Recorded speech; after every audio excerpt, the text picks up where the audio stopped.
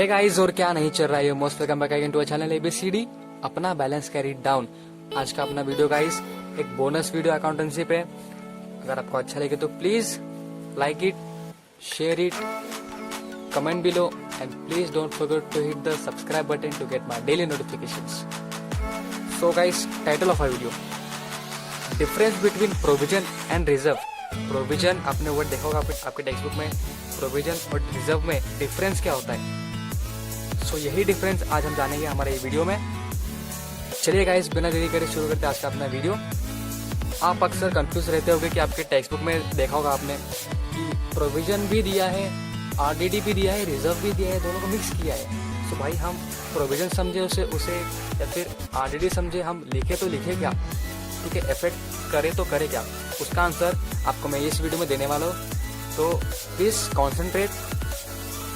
आपको मैं एक बहुत अच्छी स्टोरी सुनाने वाला हूँ, कहने वाला हूँ, और कुछ डिफ्रेंसिएशन दिया हो मैंने, आप वो नोट डाउन कर लीजिए, आपको फायदेमंद हो जाए। First point of provision, it is compulsory mandatory by law. Law कहता है कि हर एक फर्म को, अगर उसे लग रहा है, उस फर्म को लग रहा है कि आगे उसे कुछ लॉस बेयर करना पड़े, सो उसे एक प्रोविजन बना कर रखना पड़ता है। मतलब यार, तुम भाग नहीं सकते, तुम्हें इतना प्रोविजन बना कर रखना ही पड़ेगा। अगर तुम्हें लग रहा है कि ये कुछ डेटर्स है, तुम्हारे कोई कर्जदार है, वो तुम्हें लगता है कि वो धोखा दे सकते हैं, सो उसे तुम्हें कंपलसरी लिखना है कि वो धोखा दे सकते हैं, ऐसा एक एंट्री करनी है। सो उस एंट्री को कहते हैं प्रोविजन, ठीक है। प्रोविजन कंपलसरी होता है। और reserve depends on firm. Reserve जो होता है वो फर्म के ऊपर डिपेंड करता है। आप फर्म के ऊपर डिपेंड यानी क्या, कैसे? सबसे पहली बात जान लो, प्रोविजन जो होता है हम प्रॉफिट एंड लॉस अकाउंट में एक्सपेंस में लिखते हैं। यानी आपका जो नेट प्रॉफिट है, नेट प्रॉफिट आने के पहले हम प्रोविजन बनाते हैं। और जब प्रॉफिट आ जाता है और आपको लगता है कि यार इस साल में अच्छा खासा प्रॉफिट आ गया है, जितना मैंने एक्सपेक्ट किया था उससे कुछ ज़्यादा ही प्रॉफिट आ गया है, सो मैं क्या करता हूँ, इतना प्रॉफिट आ गया है, सो मैं इसका कुछ एक पार्ट निकालता हूँ और उसे एक सेविंग के लिए रखता हूँ असाइड में, ठीक है। सो उस सेविंग को कहते हैं रिजर्व। सो मान लो इस साल मुझे लॉस बेयर करना पड़ा, सो मैं यार रिजर्व बनाओ तो बनाओ कैसे, मेरे पास फंड कहाँ पे है, पैसा कहाँ पे है। सो इसलिए वो फर्म पे डिपेंड करता है। अगर उसने लॉस सहा है, उसको लगता है उसने अच्छा प्रॉफिट गेन किया है, तभी वो रिजर्व बना सकता है। हैंस प्रोविजन इज कंपलसरी और रिजर्व मैंडेटरी होता है, डिपेंड्स ऑन फर्म होता है, ठीक है। प्रोविजन जो होता है वो मैंडेटरी होता है, कंपलसरी, और रिजर्व फर्म पे डिपेंड करता है। Second point, legal necessity. जैसे मैंने आपको कहा, लॉ लीगली हर एक फर्म को, हर एक बिजनेस को कहता है कि तुम ये जो मेरा लॉ है, जो मैंने दिया है, उसे कंप्लाई करो, ठीक है, उसे फॉलो करो, उसे ओमिट मत करो, उसे स्किप मत करो। अगर करोगे तो तुम्हारे बुक्स ऑफ अकाउंट्स इनवैलिड कहलाए जाएंगे। और रिजर्व में कंजर्वेटिज्म, जो आपने 11 में पढ़ा है ना गाइस, मैं फिर से रिपीट करता हूँ वो प्रिंसिपल। कंजर्वेटिज्म क्या होता है? कंजर्वेटिज्म वो होता है anticipate no profit but show all possible losses. आपको लगता है कि ये लॉस हो सकता है तो भाई दिखाओ, छोड़ो मत, बस दिखाओ। और अगर आपको लगता है कि यार फ्यूचर में इसका प्रॉफिट मुझे हो सकता है, उसे मत दिखाओ, ठीक है, उसे दिखाना नहीं। क्योंकि अगर सपोज आपने दिखा दिया कि आपको ये प्रॉफिट होने वाला है और कल को जाके आपको लॉस हो गया, फिर यार फटका तो आपको ही पड़ेगा। इसीलिए क्या करो, जब आप लिखते हो बैलेंस शीट में वगैरह डालते हो या फिर पीएनएल में डालते हो, आपके जो पॉसिबल जितने भी लॉसेस है, जब को लॉसेस हो सकते हैं, वो दिखाओ, ठीक है, वो दिखाओ। अगर आगे जाके वो लॉसेस प्रॉफिट में कन्वर्ट हो गए, यानी वो लॉस हुए ही नहीं, ठीक है ना यार, आपके बल्ले बल्ले। पर अगर आपने प्रॉफिट दिखाया और आगे जाके लॉस हुआ, तो फिर क्या यार, आपको ही लॉस है, फिर मतलब आपको ही फटका गिरेगा, आपके फर्म को फटका गिरेगा। इसीलिए कंजर्वेटिज्म कहता है सारे के सारे प्रॉफिट जो आ सकते हैं या नहीं भी आ सकते हैं, फिक्स नहीं है, अश्योरेंस नहीं है, वो दिखाओ मत। पर जो लॉसेस तुमको हो सकते हैं वो दिखाओ, वो दिखाओ ही दिखाओ। इसलिए रिजर्व जो होता है वो कंजर्वेटिज्म को फॉलो करता है, यानी आप पर डिपेंड करता है। अगर आपको लग रहा है कि आपको लॉस हो सकता है, तभी रिजर्व बनाओ या फिर मत बनाओ। आते थर्ड पॉइंट पर, charge on profit, mandatory expense है। जैसे मैंने आपको पहले कहा, हम जब नेट प्रॉफिट निकालते हैं, नेट प्रॉफिट के ऊपर, मतलब नेट प्रॉफिट आने के पहले ही हम प्रोविजन चार्ज करते हैं। पहले आप देखोगे रिजर्व को, ये अप्रोप्रिएशन ऑफ प्रॉफिट है, यानी जब आपका प्रॉफिट आ जाता है और आपको लगता है कि इस साल का प्रॉफिट मेरा अच्छा खासा तगड़ा हुआ है, सो मैं रिजर्व बना सकता हूँ, तभी आप बनाइए। So it is charge on profit, आपको प्रॉफिट के आने के पहले चार्ज करना है, और रिजर्व प्रॉफिट आने के बाद जो अप्रोप्रिएशन लगता है आपको हो सकता है या नहीं हो सकता है, शायद हो सकता है, वो चार्ज करना है। तो आपको मैं एक कहानी सुनाता हूँ। चलो मान लो आपकी शादी हो गई है, आप शादीशुदा हो और आपके 10 बच्चे हैं, ठीक है, और आपकी एकदम खड़ूस सी पत्नी है, बीवी है। इस वीडियो को देखने वाली महिलाओं, आप उल्टा सोचिए, ठीक है, उल्टा सोचिए। आपकी पत्नी बहुत बहुत बहुत खड़ूस है यार, सच में। और इस साल इस मंथ आपने सैलरी कमाई 5000, अपनी सैलरी कमाई, और उसमें से आपके वाइफ ने कहा कि सुनो तुम फालतू खर्चे बहुत करते हो, और इसमें से जो 1000 है वो 1000 तुम अपने हेल्थ जो इश्यूज आ सकते हैं आगे या नहीं भी आ सकते हैं, उसके लिए ये 1000 साइड में निकाल कर रखो। मान लो आपकी जो वाइफ है वो लॉ है, वो गवर्नमेंट है, वो आपको फोर्स कर रही है करने के लिए। अब यार गवर्नमेंट की तो सुननी पड़ती है अपने को, वाइफ की तो सुननी पड़ती है। सो वो 1000 हमने 5000 में से निकाल के साइड में रख दिए, वो हो गया आपका प्रोविजन, ठीक है, कंपल्सरी है, वाइफ की बात सुननी आपको, इसलिए हमने 1000 निकाल के रख दिए हेल्थ इश्यूज के लिए आगे आने वाले। और मान लो मंथ एंड हो गया, आपने सारे एक्सपेंसेस कर लिए, सारा राशन वगैरह ग्रोसरी सब ला ली, घर के कपड़े वगैरह, बच्चों के सामान, स्टडीज मटेरियल सब हो गया, और एंड में आकर आपके हाथ में पैसे बचे 500। अब आप क्या करोगे? आप थोड़ी यार समोसे खाओगे, गोलगप्पे खाओगे, नहीं। एक दिन ऐसे भी आ सकता है यार मुझे मेरी बीवी घर के बाहर निकाल दे, तो क्या करूँगा, ठीक है ना। अब हर केस में फिक्स थोड़ी होता है कि यार बीवी घर के बाहर ही निकाल दे, ये एक तरह से अश्योर नहीं है, वो निकाल भी सकती है नहीं भी निकाल सकती है, पर आपको होशियार रहना है, खबरदार रहना है। अगर आपके हाथ में अच्छे खासे पैसे बच गए साल के एंड में, तो आप उसे एक रिजर्व बना के रखो कि यार मुझे मेरी बीवी घर के बाहर निकाल दिया, तो मैं यार मेरा पेट तो भर सकूँ, इसलिए 500 रुपये जो है बचे हुए मैं एक साइड में रखूँगा, और जब मुझे मेरी बीवी बाहर निकालेगी तो मैं इससे गोलगप्पे खाऊंगा। So this concept same applies on this.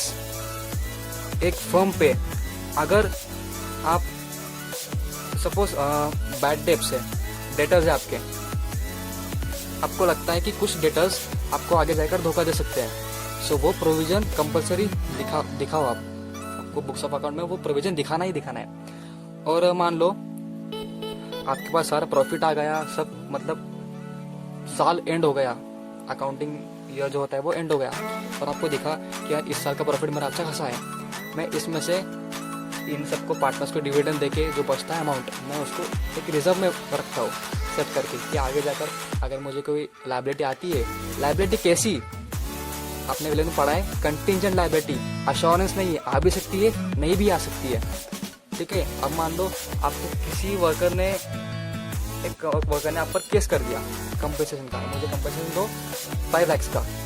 अब अगर आप केस जीत गए तो आप नहीं दे सकते, क्यों देंगे आप, और अगर आप केस हार गए तो आपको देना ही पड़ेगा, इसलिए वो रिजर्व बना के रखो, उसे प्रोविजन नहीं कहा जाएगा, उसे एक रिजर्व कहा जाएगा। अगर वो लायबिलिटी आती है या नहीं भी आती है, अश्योरेंस नहीं है। रिजर्व जब आप बनाते हो तो अश्योरेंस नहीं होता कि आपको लायबिलिटी आ सकती है नहीं आ सकती है, पर जब प्रोविजन होता है, जब आप प्रोविजन बनाते हो तो फिक्स होता है कि आपको कोई ना कोई अमाउंट की या कोई ना कोई तरह की एक्सपेंस आपका लॉस होने ही वाला है। बट रिजर्व के केस में ऐसा नहीं होता, ठीक है। आप 2-3 सेकंड के लिए वीडियो पॉज करो और पीछे की जो मेरी स्टोरी सुनाई है उसे आप एक फर्म से लिंक करके सोचो, आपको ये जो टॉपिक है वो चुटकी में समझ में आ जाएगा इस सच में। आगे आते हैं अगला वाला point, can't invest in securities और रिजर्व कैन इन्वेस्ट। अब क्यों नहीं सिक्योरिटीज में इन्वेस्ट कर सकते? सिक्योरिटीज क्या होती है? पहली बात, सिक्योरिटीज वो होती है आप किसी दूसरी कंपनी के शेयर खरीद नहीं सकते, ठीक है, किसी को या फिर किसी चीज में इन्वेस्ट नहीं कर सकते यार। आप कोई इन्वेस्टमेंट कर दी किसी में, म्यूचुअल फंड में कर दिया, आप नहीं कर सकते, क्योंकि वो एक उसी बंदे के लिए बना है, उसी चीज के लिए बना है, डेटर्स के लिए बना है। अब डेटर्स का जो प्रोविजन है, अब पार्टी में कैसे एक्सप्लेन करोगे यार, उसका नहीं कर सकते ना यार। और जब रिजर्व बनाते हो तो वो प्रॉफिट से बचा हुआ जो आपको लगता है कि यार लमसम अमाउंट है, आगे जाके लॉस आ सकता है या नहीं भी आ सकता है, उसके लिए मैं साइड में रख रहा हूँ। सो आप रिजर्व में से जो अमाउंट है, ठीक है, जो आपको आ सकती है लाइबिलिटी या नहीं भी आ सकती है, उसे आप एक साइड में रख दोगे। अगला वाला जो पॉइंट है हमारा स्पेसिफिक पर्पस, और ये जनरल और बेसिक पर्पस, ये भी इसी से लिंक करता है। अगर यार आप प्रोविजन बना रहे हो तो एक स्पेसिफिक पर्पस के लिए बना रहे हो ना। अगर ये डेटर्स में धोखा दे सकते हैं तो मैं इन डेटर्स पे प्रोविजन बनाऊंगा। अगर मुझे डेटर्स धोखा देंगे और मैं जो ये प्रोविजन है मैं मेरे पार्टी में खर्च करूंगा, ठीक है, मेरी ट्रिप निकली है, मैं उस ट्रिप में खर्च कर दिया मैंने, कैसे करोगे आप? नहीं। सो प्रोविजन एक स्पेसिफिक पर्पस, एक स्पेसिफिक चीज़ के लिए बनता है, ठीक है। जैसे प्रोविजन फॉर डेप्रिसिएशन भी होता है एक तरह से, वो भी होता है। और रिजर्व जो देखा जाए वो स्पेसिफिक भी हो सकता है और जनरल भी हो सकता है। अगर आपको लगता है कि नहीं यार इसकी एकदम अश्योरेंस है ही, मुझे ये लायबिलिटी मुझे आ ही सकती है, सो वो स्पेसिफिक रिजर्व हो गया।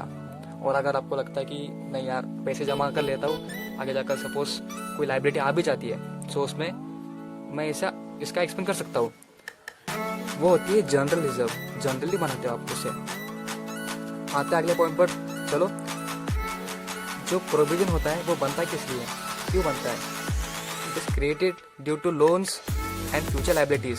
जो लायबिलिटी आपको आ सकती है आगे, उसके लिए बनता है प्रोविजन। और कुछ लोन्स होते हैं जो आपको चुकाने होते हैं, इसलिए आप प्रोविजन एक साइड में बना कर रखते हो कि यार मुझे ये चुकाना है, इसके लिए मैं ये जो अमाउंट है, सेविंग है, साइड में रख दूंगा, ठीक है।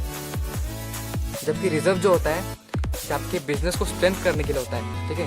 It is created to strengthen the business, और आपकी इंसॉल्वेंसी रोकने के लिए। इंसॉल्वेंसी यानी आपके जो लायबिलिटी है वो कुछ ज़्यादा ही हो जाना, मतलब आप कंगाल हो जाना, तो आपका बिजनेस कंगाल ना हो जाए, इसलिए आप रिजर्व सेव करके रखते हो एक साइड में। आपको अगर फ्यूचर में कोई लायबिलिटी आती भी है तो आप उससे डील कर सकते हो, उससे टैकल कर सकते हो, इसीलिए हम रिजर्व बनाते हैं। सो यार आज के लिए इतना ही।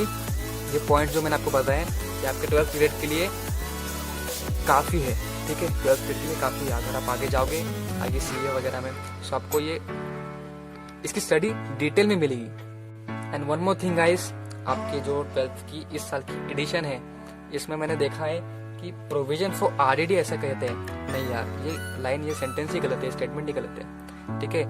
प्रोविजन एक अलग चीज़ हो गई, रिजर्व एक अलग चीज़ होती है। This is violating accounting standard, ठीक है ना। इसीलिए अगर आप अब इस साल के 12th में हो, यानी 20 to 21 की साल में हो, सो सपोज कीजिए, मतलब अज्यूम कीजिए कि प्रोविजन और रिजर्व एक ही हो गया, ठीक है। अगर आप इस साल के महाराष्ट्र बोर्ड HSC, ठीक है, 12th में हो, सो मान लीजिए कि प्रोविजन और रिजर्व एक ही है। ये बस एक कॉन्सेप्चुअल वीडियो है, बोनस वीडियो है, आपको एक एक्स्ट्रा नॉलेज देने के लिए, ठीक है ना। So see you guys in the next video. If you like, hit the like button. If you dislike, hit the dislike button. If you want to share it to your friend who can benefit them. Comment below your suggestions और questions जो आपको लग रहे हैं कि ये भी ऐसा भी हो सकता है, वैसे भी हो सकता है यार। And please don't forget to hit the like button.